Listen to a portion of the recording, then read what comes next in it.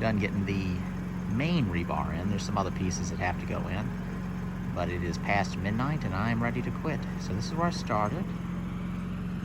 Bending those around the corners, just using the pipe and then kind of sliding it into convenient spots on my trailer.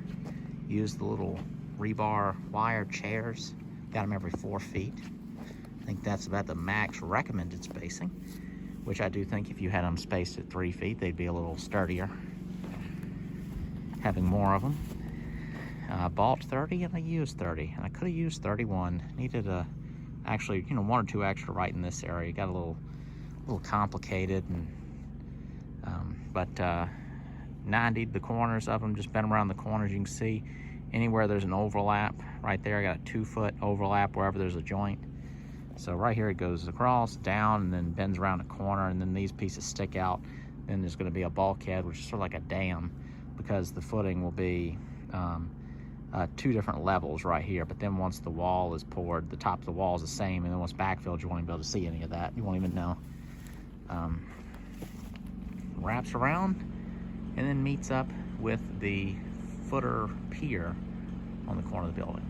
And then so I need to do those vertical pieces I told you about, and then there's a couple other probably random spots I'm going to do some reinforcement, and I want to look and see, is there anything special people doing corners. I saw some people like putting a piece across diagonally and then tying that off. I don't know exactly what that piece is doing. To me, I look at this and this looks like plenty, but I want to kind of review some images of others that are doing footers, the rebar work that is, and see if I see some good ideas. Of course, again, very, very lightweight structure. This is basically no weight on this. It's acting more as retaining walls and then just to really close the space in.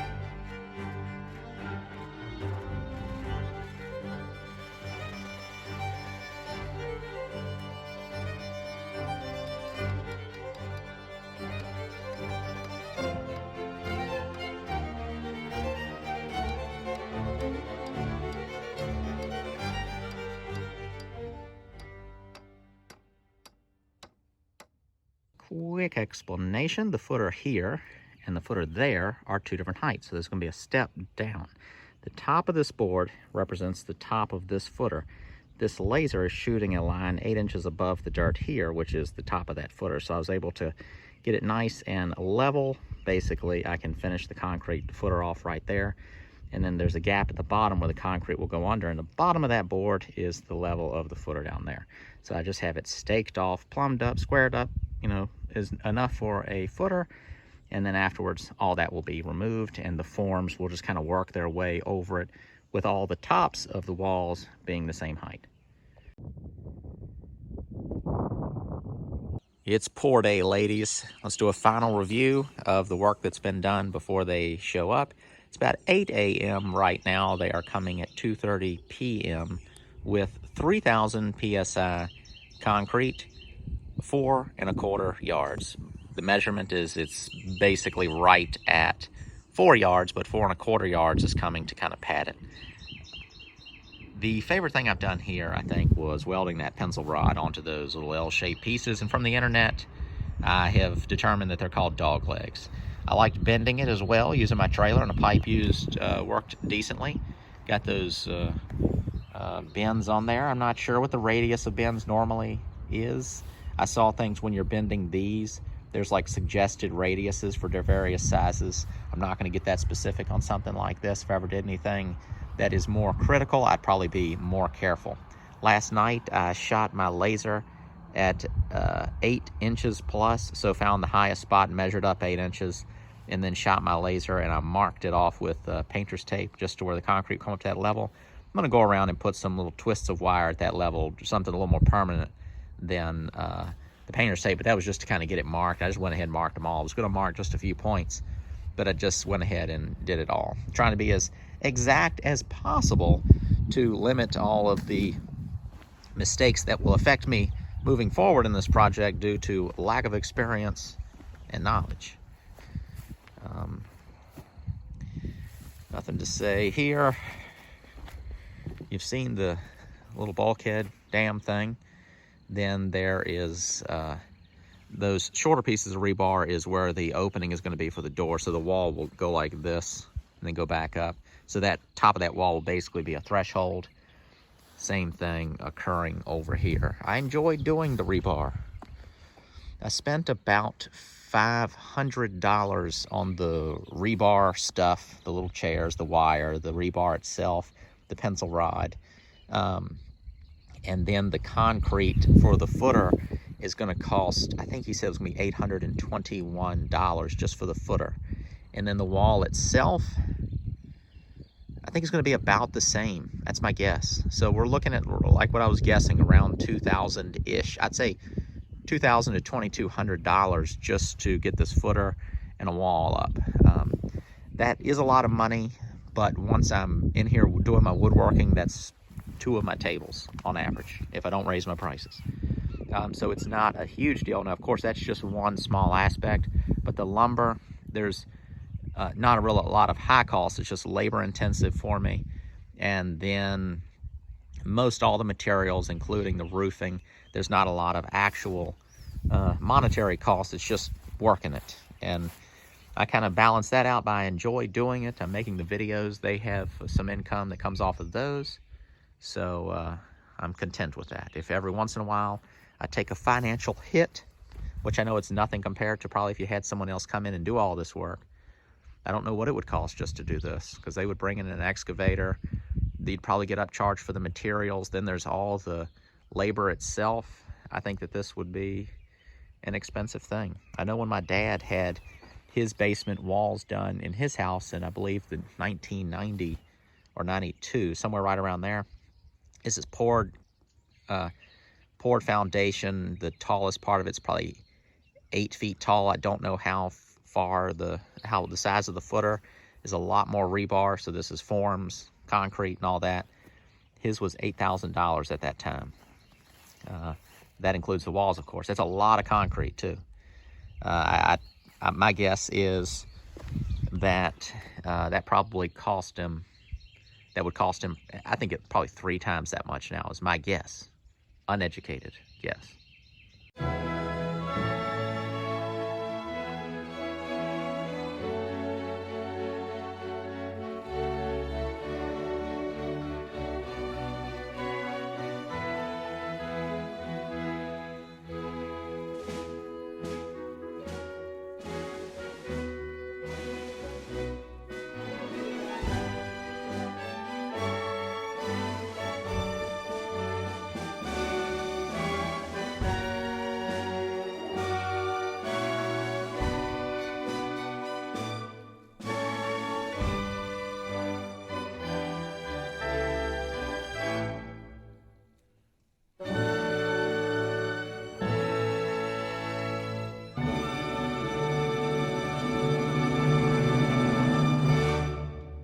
pour is over.